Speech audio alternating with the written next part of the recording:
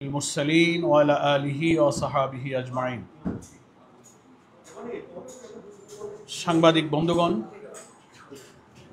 প্রিয় দেশবাসী, আমরা আপনাদেরকে অবহিত করছি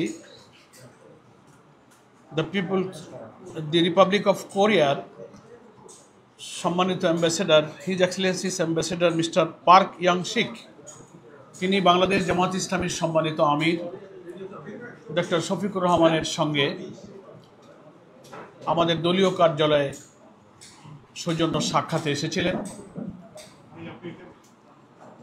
his Excellency's ambassador the Republic of কোরিয়ার সঙ্গে অত্যন্ত সৌহার্দ্যপূর্ণ পরিবেশে আমাদের সম্মানিত আমির জামাতের সঙ্গে দীর্ঘ সময় ধরে খোলামেলা দ্বিপাক্ষিক,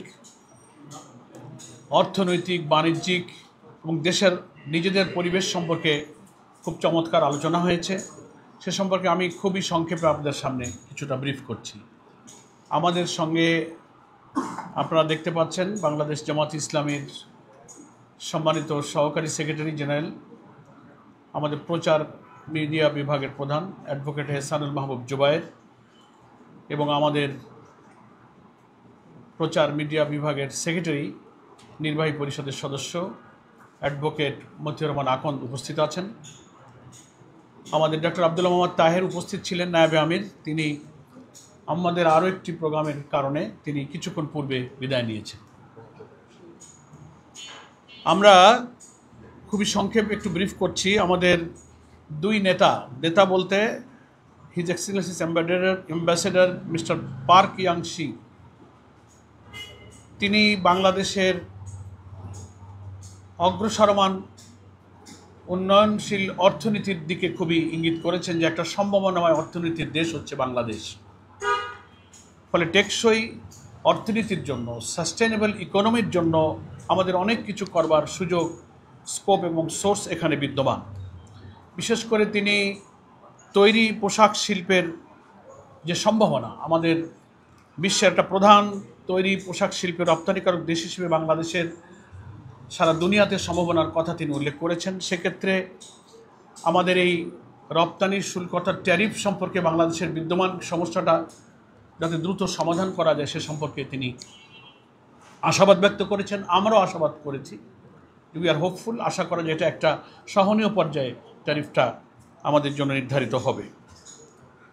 আমাদের আমির জামাত ডক্টর শফিকুর রহমান সাহেব বলেছেন যে আমাদের দেশটা ছোট কিন্তু বিপুল জনসংখ্যা, আমাদের অনেক সম্ভাবনাময় রিসোর্স, প্রাকৃতিক, সবুজ, বনভূমি, নদী নালা, সাগর সমৃদ্ধ মৌসুমী বায়ুর এই দেশে বিরাট সম্ভাবনা রয়েছে। আমরা যদি সৎ নেতৃত্ব এবং একটি সুষ্ঠু দেশ গঠনের জন্য আগামী নির্বাচনে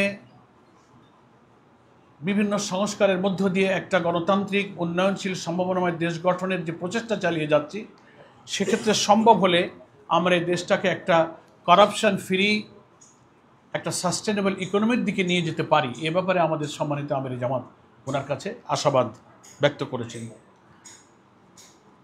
কোরিয়ার অ্যাম্বাসেডর জানতে চেয়েছেন আগামী নির্বাচন, দেশের রাজনৈতিক পরিস্থিতি, সংস্কার পরিস্থিতি, নির্বাচন ইত্যাদি সম্পর্কে কিছু প্রশ্ন করেছেন। সে ব্যাপারে আমাদের সম্মানিত আমির জামাত বাংলাদেশের এসব বিষয়ে যে তথ্য সকলেই আমরা যেটা জানি সেগুলো উনি অবহিত করেছেন যে আমরাও একটা গুরুত্বপূর্ণ মেজর ইস্যুতে সংস্কার করে একটা ঐক্যমত্য পর্যায়ে পৌঁছবার জন্য সরকার যে সহযোগিতা করে যাচ্ছে, জামাতের প্রতিনিধি দল ঐক্যমত্য কমিশনে প্রতিদিন নিরবিচ্ছিন্নভাবে সেখানে সময় দিচ্ছেন। আমরা আশা করি একটা ঐক্যমতের ভিত্তিতেই আগামী নির্বাচনে একটা সুষ্ঠু নিরপেক্ষ নির্বাচনের পরিবেশ ইনশাল্লাহ তৈরি হবে। এবং আমাদের তরফ থেকে বলা হয়েছে, উনিও প্রশ্ন করেছিলেন নির্বাচনের দিনক্ষণ সম্পর্কে, নানান রকম খবর তো পত্রপত্রিকায় প্রকাশিত হচ্ছে, ফেব্রুয়ারির দিকে নির্বাচন হতে পারে। আমাদের আমির জামাত বলেছেন এ ধরনের প্রস্তাব রমজানের আগে নির্বাচনের এই প্রস্তাব আমাদের পক্ষে থেকেই আগে ছিল। তো সেসব বিষয়গুলো খুব খোলামেলা আলোচনা হয়েছে। নির্বাচনে পিআর পদ্ধতি প্রয়োগের সম্ভাবনা নিয়ে আলোচনা হয়েছে। সেখানে আমাদের পক্ষ থেকে সম্মানিত অ্যাম্বাসেডরকে অবহিত করা হয়েছে যে বাংলাদেশের ভোটারদের বেশিরভাগ প্রতিনিধিত্ব করে যে সমস্ত রাজনৈতিক দল তারা পিআর পদ্ধতির পক্ষে। ফলে এটা যে কালো টাকা পেশি শক্তি থেকে নির্বাচনকে রক্ষা করে, মনোনয়ন বাণিজ্য থেকে রক্ষা করে একটা কোয়ালিটি পার্লামেন্ট দিতে গেলে এবং প্রত্যেকটি ভোটারের যথাযথ মূল্যায়ন করতে গেলে পিআর পদ্ধতি হচ্ছে একটি উপযুক্ত পদ্ধতি। এ সম্পর্কে ঘরোয়া আমাদের দৃষ্টিভঙ্গিটা তিনি সেখানে উল্লেখ করেছেন। এই মোটামুটি এইসব বিষয়ে আলোচনা হয়েছে এবং কোরিয়া, চীন, জাপান, পার্শ্ববর্তী সব দেশগুলো আমাদের যে উন্নয়ন অংশীদার, তার মধ্যে কোরিয়াও আমাদের একটা অন্যতম উন্নয়ন অংশীদার।